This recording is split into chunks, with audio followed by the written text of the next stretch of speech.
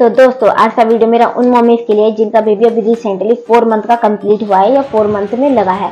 मैं आप लोग को बताऊंगी जो 4 मंथ का बेबी है वो कौन कौन सी एक्टिविटी करता है दोस्तों, और क्या क्या चीजें करने लगता है, और क्या चीज करना सेफ है क्या चीज नहीं। अगर ये चीजें नहीं कर रहा है तो डॉक्टर के पास ले जाना बहुत जरूरी है दोस्तों। ये सारी चीजें मैं आपको इस वीडियो में बता देने वाली हूँ।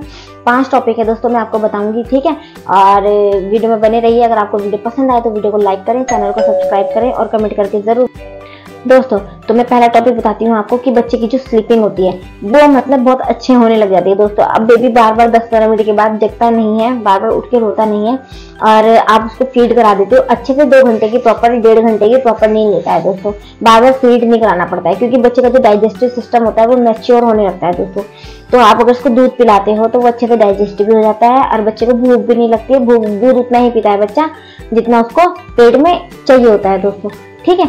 तो वो अच्छी नींद लेने लगता है। दिन में कम से कम 2 से 3 बार सोने लगता है और रात को भी बहुत अच्छी नींद लेता है। रात को भी आप 2 बार फीड कराते हो तो भी बहुत है दोस्तों, अच्छे से वो 3 घंटे की नींद भी ले लेता है। 3 घंटे के बाद आपको उसके उठ के वही मतलब वो रोने लग जाए तो दूध पिलाओ, दूध पिला सकते हो आप, ठीक है दोस्तों। तो वो बहुत अच्छी नींद लेने लगता है। रात को जगने की टेंशन जो है वो धीरे धीरे खत्म होने लगती है। अब आगे आगे बेबी और अच्छे से सोने लगेगा दोस्तों। दूसरी चीज मैं आपको ये बताऊंगी कि बच्चा है जो अपनी गर्दन होता है ना वो स्टेबल करने लग जाता है। मतलब अपनी गर्दन को, पहले बच्चे की गर्दन को पकड़ना पड़ता था क्योंकि अगर आप पकड़ते तो कभी इधर गिर जाती थी कभी उधर गिर जाती थी।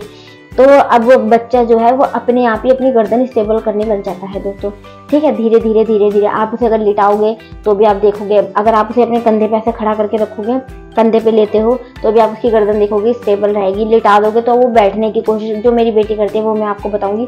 जो मेरी बेटी करती है वो मतलब बैठने की कोशिश करती है दोस्तों। और अगर मैं उसको टमी टाइम देती हूँ, मतलब पेट के बल अगर उसको लिटा देती हूँ तो अब तो गर्दन उठाकर अपनी ऊपर की तरफ देखती है।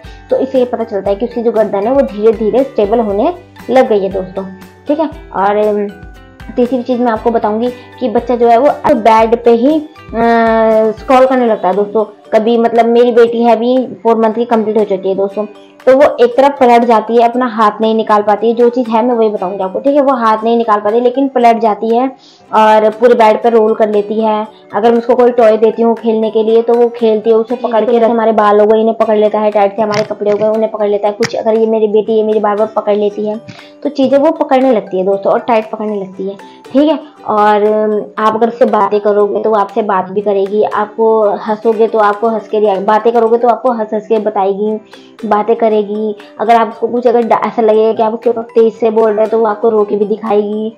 मेरी बेटी ये सारी चीजें करती है तो मैं आप लोग को यही बताई अपने एक्सपीरियंस पे, क्योंकि मेरे 3 बच्चे हैं और जो मेरा सबसे छोटा वाला बेबी है वो 4 मंथ का है। तो मैं इसलिए आपको सारी चीजें बिल्कुल सही बताऊंगी दोस्तों, और जो मैं खुद फील कर रही हूँ मैं वही आप लोग को बताऊंगी, ठीक है। तो वो मुझे ऐसे ऐसे रिएक्शन देती है। अगर कोई अलग से मतलब कोई बाहर से आ जाता है, जैसे घर के हैं सबको पहचानती है, अगर कोई बाहर का आ जाता है तो उसके साथ इतना अच्छे से नहीं हंसती है, नहीं होती है, मतलब मुंह छुपाती है अपना, इस तरीके से करने लग जाती है दोस्तों। 4 मंथ का बेबी मेरा है। कि चौथी चीज मैं आपको बताऊंगी दोस्तों कि बच्चा जो अपना दूध है वो अच्छे से डाइजेस्ट करने जाता है क्योंकि उसका डाइजेस्टिव सिस्टम जो होता है वो मैच्योर होने लगता है दोस्तों। दूध भी अच्छे से पचाने लगता है कि बार बार उल्टी, जैसे बच्चे को पहले छोटा बेबी होता था दूध नहीं पचा पाता तो ऊपर पेट मुंह से निकल जाता है दूध, है ना। तो वो नहीं होता है दोस्तों इतना। अब 4 मंथ में आके इतना नहीं होता है, दूध अच्छे से पच जाता है, अच्छे से बच्चे फ्रेश भी हो जाते हैं।